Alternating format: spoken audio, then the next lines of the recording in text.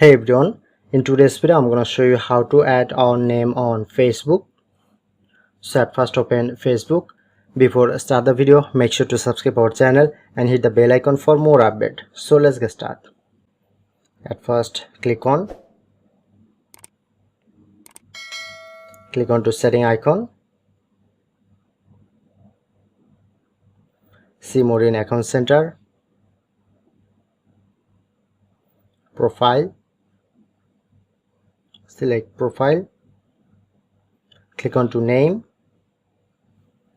and look here, then showing here two option, first name, middle name and the sure name.